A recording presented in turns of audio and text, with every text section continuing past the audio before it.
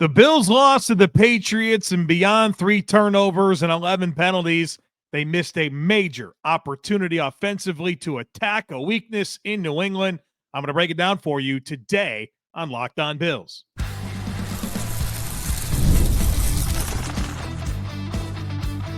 You are Locked On Bills, your daily Buffalo Bills podcast. Part of the Locked On Podcast Network, your team every day.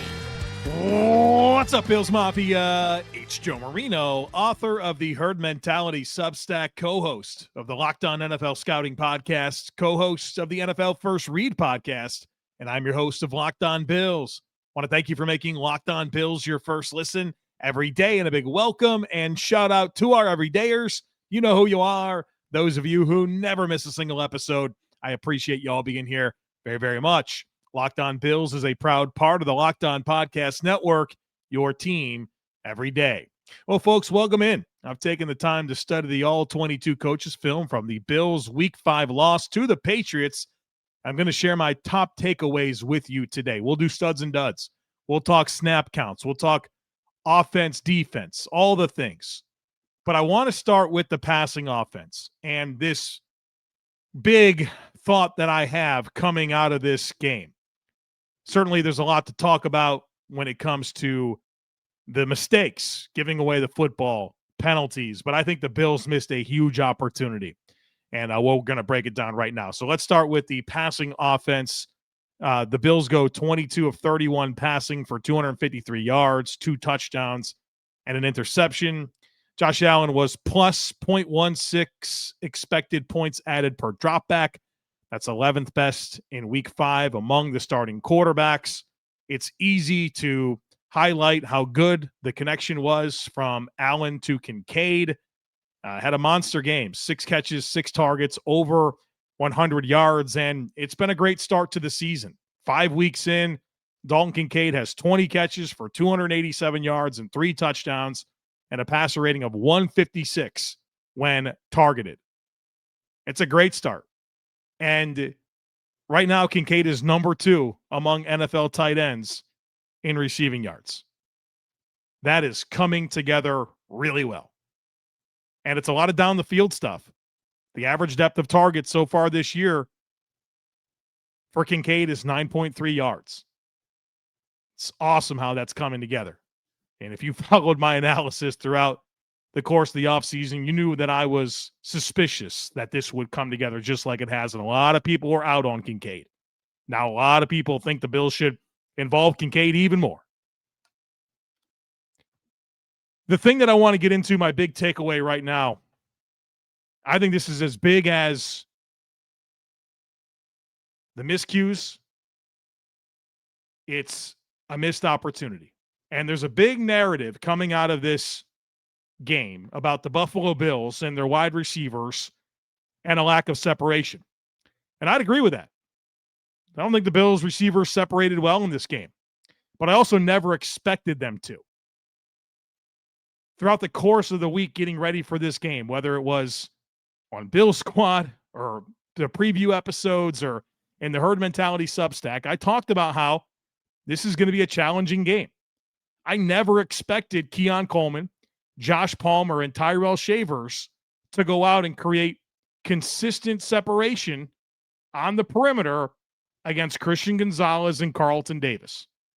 That's a really good pair of corners, maybe a top 5 pair in the league. Joe Brady said probably the best pair they'll face all year long. Probably true.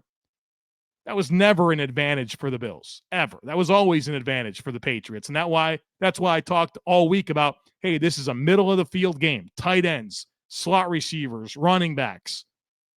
They got great perimeter corners, but their safeties and linebackers are not good coverage players. And we talked about dictating personnel, putting your tight ends and running backs on the field and forcing the Patriots into base defense and throwing it to create the good matchups. That was the way to do it. Here's a quote from the article that I wrote in the Herd Mentality Substack, my scouting primer. I said, out of base defense, New England ranks 28th in pass defense EPA per snap in 2025. The opposing quarterbacks, Geno Smith, Aaron Rodgers, and Bryce Young, have completed 11 of 12 passes for 147 yards against New England's base personnel defense. In 2025, Josh Allen is 22 of 33 for 222 yards with 6 touchdowns and 0 interceptions when passing with multiple running backs or tight ends on the field. It was a clear as day advantage that the Bills had in this football game. And guess what? They got the Patriots into base defense for 14 snaps. And guess what? They ran it 12 times. And guess what? The Bills averaged 2.8 yards per carry running the ball into the Patriots base defense. And the Bills threw it twice. And what happened? They got 20 yards on one play. They got 23 on the other. You needed more of it. You needed more of it. You needed more of it. That was your mismatch opportunity. The Bills threw the ball out of 11 personnel a ton. Josh Allen out of 11 personnel, which is 3 receivers and 1 tight end. Josh Allen was 15 of 24 for 163 yards and a touchdown. Out of 12, 13, or 21 personnel, so multiple backs and or multiple tight ends, Josh Allen was 6 for 6 for 77 yards and got 5 first downs along the way. You needed to throw the ball more out of your big personnel when you got their base defense on the field. That was your mismatches. And to me, it was a major, major missed opportunity. Major. Those safeties, those linebackers are not good coverage players. They haven't stopped it all year long, and the Bills failed to take advantage of that opportunity. And certainly being behind the sticks as much as the Bills were, that's a factor. But you got out from behind it quite a bit as well. And you talk about it being a matchup league. Your matchups weren't on the perimeter. Your matchups were middle of the field with your backs, your slot, your tight end. And obviously Kincaid had a good game. But I think you left a lot of opportunity out there by not leaning more into those matchups that you can dictate terms by putting the right personnel on the field and calling the right types of plays. Thought that was a major missed opportunity, especially when you go 2 for 2, specifically against their base defense, and you get 20 yards on one play, 23 on the other. Even though it didn't dictate base personnel, Allen was 6 for 6 for 77 yards and 5 first downs when executing passing plays with multiple tight ends and or multiple backs on the field. This became way too much of an 11 personnel passing offense, and I think that cost the Bills. All right, we're going to talk more about the offense. We'll get into the rushing offense. What happened there, right? Not a great day for the Bills running the football. The Patriots had a good plan. I'll explain that to you. We'll talk offensive snap counts here next. Folks, be sure to stick with me. This episode is brought to you by PrizePicks. Every day we make decisions, but on PrizePicks, being right can actually get you paid. Don't miss the excitement of this football season with PrizePicks, where it's good to be right. Playing PrizePicks is such a fun, simple way to add more excitement to football. You just pick more or less on player projections like Josh Allen's passing yards or Saquon Barkley's rushing touchdowns, and you're in the game. I love how quick it is. You can make your lineup in under a minute, and my favorite part is that PrizePicks just added stacks. So if I want to ride a player, I can select their pass yards, rush yards, and touchdowns all in one lineup. And the new injury reboot feature is awesome. If your player leaves early and doesn't return, it's not going to count against you. So download the PrizePicks app today and use code LOCKEDONNFL to get $50 in lineups after you play your first $5 lineup. That's code LOCKEDONNFL for $50 in lineups after your first $5 lineup. PrizePicks, it's good to be right. Welcome back, folks. Excuse me. It's our ALL-22 review episode, recapping Bills, Patriots, what the film revealed to me. As a reminder, if you want the corresponding film to go with this, it's available in the Herd Mentality Substack or in the Locked On Bills subtext community. So I have additional content, additional opportunities for you to connect, and I send out a file. If you're a part of our text club, it goes right to your cell phone. If you're part of our Substack, it goes right to your email. And earlier today, everyone involved there got over 40 minutes of me breaking down these plays, showing you all 22, giving you voiceover commentary. If you want to be part of that, go to thejoemarino.com and check it all out. There's a link in today's show notes, or just type into your browser, thejoemarino.com. The rushing offense. The Bills ran the ball 29 times for 118 yards. And, of course, that does include 9 Josh Allen scrambles for 53 yards. The traditional rushing offense wasn't cooking. Not this week. The Bills were minus 0.17 EPA per rush, 17th in the NFL. And I thought there were some elements here that the Bills didn't take advantage of like they traditionally do. James Cook, only 66% of his runs came with Josh Allen under center. That was a big part of what worked for them last week. They got away from it. In fact, James Cook, 100% of his rushes last week against New Orleans were under center runs. But I thought structurally, New England just had a really good scheme defensively. And I was talking to Jerry Ostrowski about this on Monday afternoon. And, Jerry kind of pointed out they did a good job of forcing a lot of single blocks. And the Bills, they love to kind of crash down a side and create some runways for James Cook. They want to work doubles and get to the second level. And New England structurally made it difficult on them because it's like they played with a couple of different waves. They had their front, they had their second level, and then they had this like safety plan over the top where it's almost like they didn't even coach their players to fill backside. There wasn't a lot of backside pursuit. It was like everyone is just going straight downhill. And that safety lurking over the top with that wave on the second level just kind of clogged everything up. Had a good plan. And we talk about the Bills' rush scheme and how it's multiple. We talk about how they like to introduce multiple gaps and really make it difficult to fit.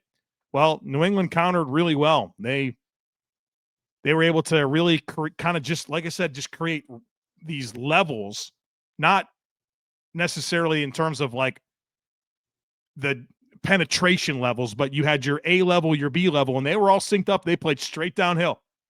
And it took away cutbacks. It took away spill opportunities for Cook. They did well. I thought their defensive tackles created some good initial penetration, often resetting the line of scrimmage. The Bills struggled with Christian Barmore. They struggled with Crisis Tonga. Milton Williams had his moments. And so not only are you facing this defense that is playing very much straight downhill and taking away your cutbacks, taking away your spill opportunities, you're getting some reset, and that's causing problems as well. It was the lowest yards after contact per attempt game of the season for James Cook in this Bills rushing offense. And then I also do think that not passing the ball more out of the big personnel groupings hurt this.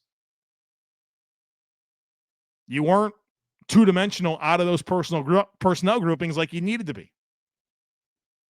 And so it made for a tough afternoon or tough evening running the football for the Bills. And the Patriots got Jelani Tabai back at linebacker, and that was notable. That running mate to Robert Spillane, it's been an adventure with Jack Gibbons and Christian Ellis.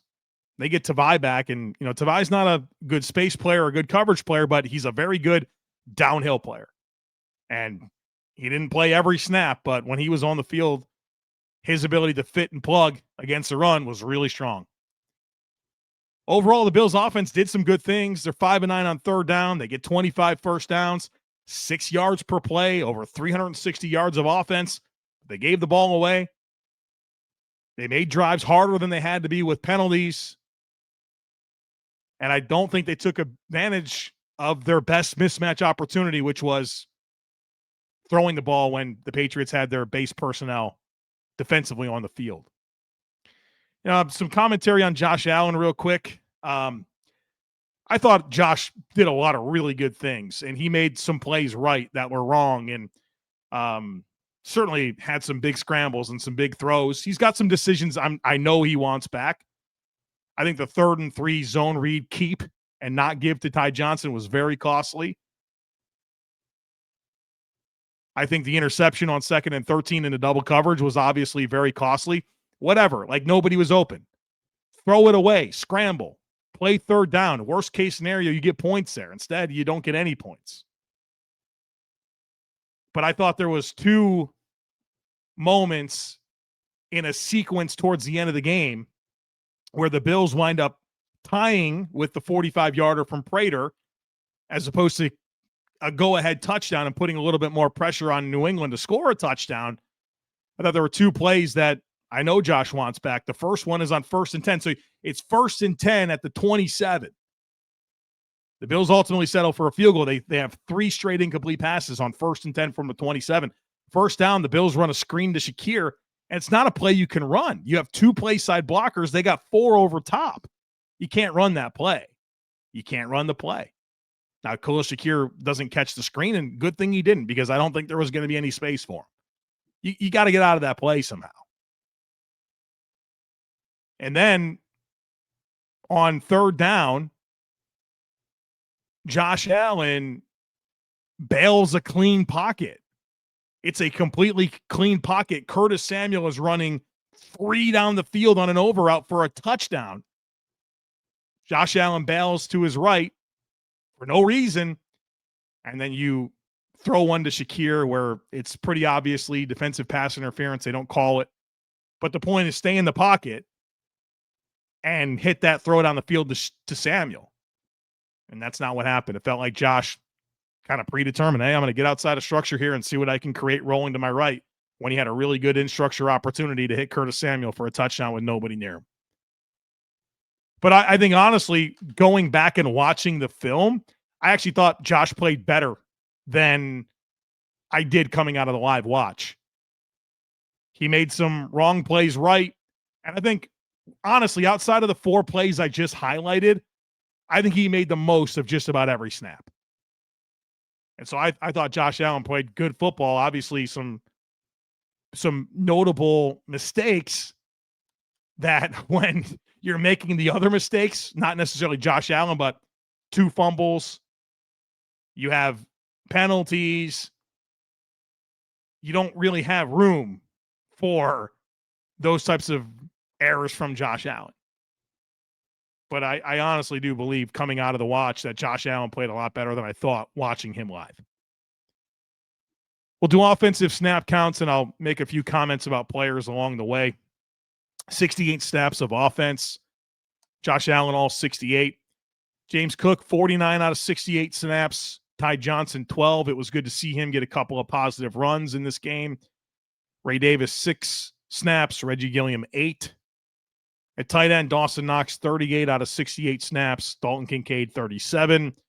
Jackson Hawes, 20. At wide receiver, Khalil Shakir, 43. Keon Coleman, 42. Sean McDermott did confirm that he was benched on the opening drive for disciplinary reasons. That's 2 years in a row. Now, Keon Coleman's been benched early in the season for disciplinary reasons. Okay. Josh Palmer, 35 snaps. Curtis Samuel, 33. Curtis Samuel made positive contributions, obviously a touchdown, a 20-yard catch, and had a nice 7-yard run that was negated by a penalty. Tyrell Shavers, 17 snaps. The offensive line starters, all 68. I thought the offensive line was okay. They gave up a decent amount of pressure. I thought the inside struggled at times with Barmore, struggled at times with Williams. I think Spencer Brown had some challenges there at right tackle. It didn't look like he was quite himself. Obviously not enough space in the run game. It was one of the worst games for the Bills in terms of yards before contact. And I think the Patriots had a really good plan to stop the run, and the Bills not being more two-dimensional out of those heavy personnel groupings, I thought was really costly. Really costly. And I thought the Bills are a lot of times the type of team that's like, yeah, we don't really care if you know what we're going to do. We're just going to out-execute and dare you to stop us. And like most of the time that works. But this wasn't one of those times. And the Bills needed to take advantage of some more mismatch opportunities, and they didn't offensively in this one. All right, the next segment, we're going to talk all defense. There's some good things to say about rush defense, and there's some not so good things to say about pass defense. That and studs and duds on the other side of it. Folks, be sure to stick with me. Mazda crafts cars for those who do more than simply move. Mazda delivers confidence with every ride, with more IIHS Top Safety Pick Plus awards than anyone else. From footwork to breathwork, athletes sweat all the details. Mazda brings this same intention to how we craft every model. You can feel Japanese craftsmanship in every detail, from the metallic accents to available Napa leather upholstery. You can make everyday drives feel like anything but, from smooth handling to intuitive controls. With all-wheel drive standard in every crossover SUV, you can drive with confidence through almost any season. Like our players, we sweat every detail, because when you make every move count, impossible becomes irrelevant. Mazda, move and be moved. Welcome back, folks. We're talking defense here to close this thing out. Rushing defense, some good things happened there. 22 rushes for New England, 71 yards, 3.2 yards per carry, minus 0.04 expected points added per run. That's 16th in the NFL this past week in week 5. The Bills did not allow a single explosive run. They did a good job on scrambles. They had a stuff rate of 54.5%. That's 4th best of the week. 0.5 yards before contact per attempt, 3rd best of the week. They played the run well. That was kind of the concern, right? Drake May and scrambles and stopping the run. Well, the Bills did those things and lost in a different way. Bills continue to be willing to play more stacked boxes. 59% of Patriots runs went into stacked boxes. The Bills were in base defense 20 out of 60 snaps in this game. One common trend, though, that was an issue in this one, 72% of the Patriots' rushing yards came after contact. So 51 out of 71 yards after contact. Thought the front did well. They competed for their gaps. And I think the front has improved a ton with their run fits and leveraging gaps and the younger guys stepping in and playing better, and in particular Deion Walker. But you continue to see issues filling from the second and third levels, mostly Terrell Bernard. I mean, he's just not a very good take-on player. He's not a very good downhill player. He'll shoot a gap and make a play a couple times a game. That's great. But when he's got to take on contact or he's got to play through a block, it's just not what he gives. I think that's a choice that you make when that's your middle linebacker. I don't think there was as many issues this week from the second and third levels filling downhill, but you still saw it from 8 for sure. For sure you did. But again, Deion Walker, I think the run defense this week was pretty impressive. I thought his ability to take on doubles and split, have his head at the right place, play behind his hands, it showed up a lot better. I think his processing and feel for defending the run is coming along very, very well. And that's exciting. Obviously, Greg Rousseau was a monster against the run. 5 run stops in this game, 2 tackles for loss and a sack. It was good to see him. It's funny how he's a month removed now from a bone bruise and starts to play better. I guess you can point those pitchforks at someone else. There's other guys that deserve it, but there's always some context missing from the Rousseau criticism that I tried to add. Passing defense, not so good, right? The Patriots go 22 of 30, 273 yards. I forgot it was Drake made 14 of 15 in the second half and like 6 for 6 in the fourth quarter. The Bills pressured him okay. 44% of dropbacks were pressured. That's the 7th highest mark of the week. He was sacked 4 times. That's 11% of dropbacks were a sack. That's actually above average for Drake May. He was sacked on 9.5% of dropbacks. Entering this game, the Bills get him on the ground on 11%. I thought the rush mostly showed up. But ultimately, what this comes down to is Drake May made plays, and the Bills had some ugly moments with their coverage. Some ugly moments with their coverage. I mean, whether it's man or zone, you saw issues. Man coverage, Trey White, he doesn't have it to play man coverage or be tight in man coverage. He could stay leveraged over a top and come make a tackle, but he's going to give up the catch. He didn't have the athleticism to stay connected and play tight man coverage. It's just not what he has. And when you can't get home with your pass rush, it gets ugly. I mean, you get a 3rd and 3 late in the game. Trey White's playing over top of Steph Diggs. It's a 3-yard in. That's all it is from Steph. And Trey White is pedaling and falling over himself, trying to drive on it. It's because he's so concerned with getting beat over top. He can't play tight man coverage. He's very limiting. Christian Benford had some issues in this game as well. Not nearly to the degree of Trey White, but you need him to play tighter. The zone coverage from the safeties is a mess. They don't close on anything. They just keep drifting. They're so concerned with giving up a deep play that they just keep drifting, and they're creating windows in front of them. And they don't respond quickly to drive, especially Taylor Rapp.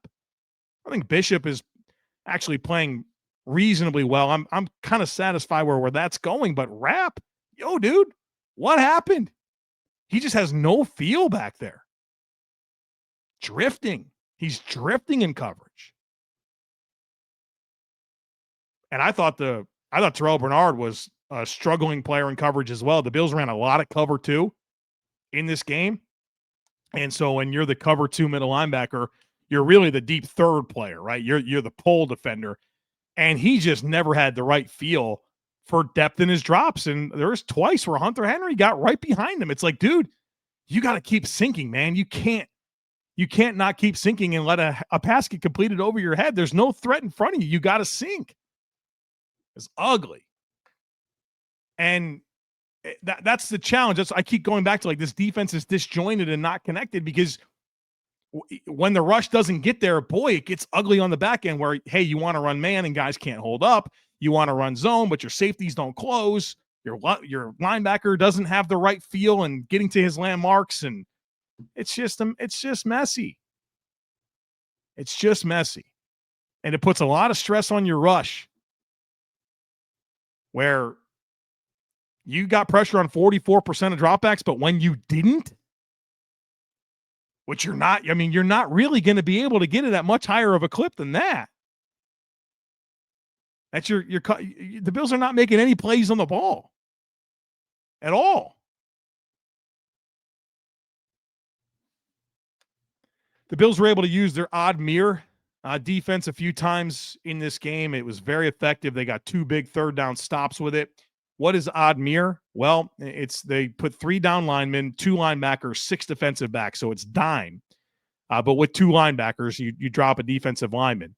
And what they did is they used Shaq Thompson as like a mirror player. So they'll kind of mug him up on the line of scrimmage and then peel him back. And his job is to mirror the quarterback. And the Bills got 2 big third down stops with it.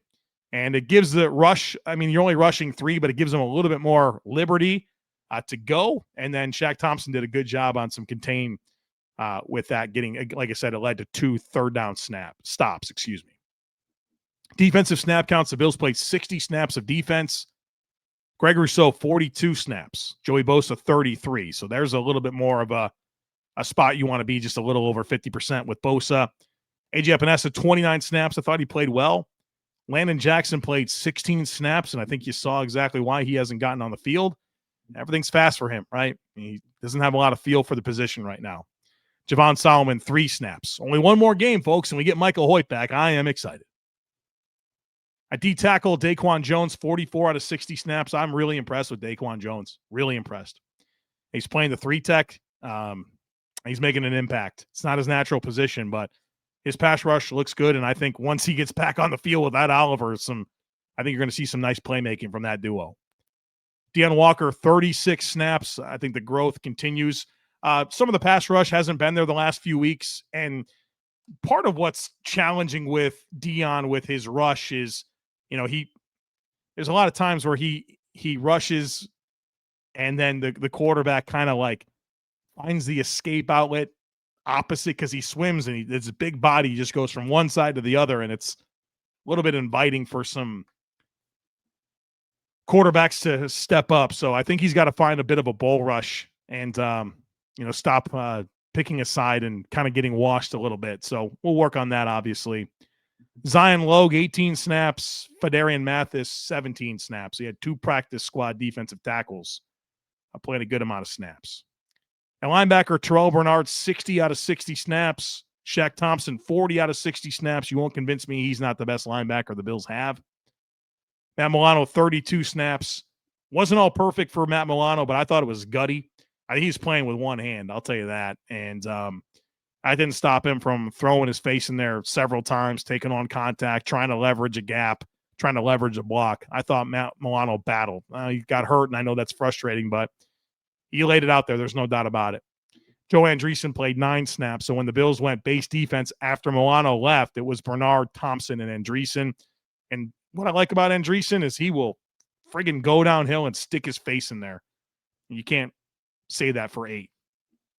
At corner, Trey White, all 60 snaps. Christian Benford, 59. Taron Johnson, 39.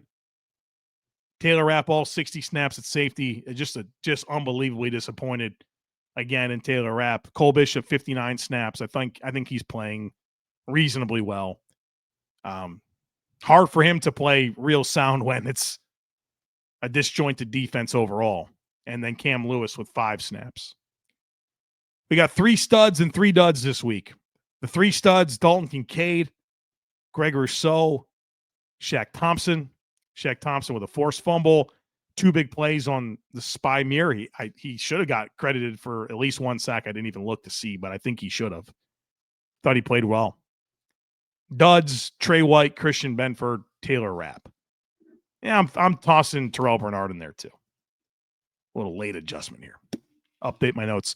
Want to give a couple of special teams shout-outs. I thought Cam Lewis, Sam Franklin, and Reggie Gilliam were awesome covering kicks and punts. And I thought the Bills' coverage units were really good against a very good return situation overall, whether that's kick return or punt return with Marcus Jones. I thought Mitch Wishnowski did a very good job with directional punting and not allowing Marcus Jones to get going. He had 1 return for 0 yards in the punt return game. And I thought the Bills covered kicks well. And I think you should look right at Cam Lewis, Sam Franklin, and Reggie Gilliam for their efforts in that capacity. All right, so there you have it. The Bills all-22 review from their game against the Patriots. We'll do herd mentality next, and we'll start getting ready for the Falcons on Monday Night Football. So a lot of content coming. I'm excited to talk it through with you, talk about how this team can bounce back, right? Get a win, go into the bye 5-1, and come out of that thing getting ready to play the Panthers and an opportunity to get to 6-1. So we'll talk about all that here in the coming days. Don't miss anything, folks. Make sure that you're subscribed. Would love it if you took a second to rate, review, and share the podcast. Have a great rest of your day. Go Bills, and I look forward to catching up with you again real soon.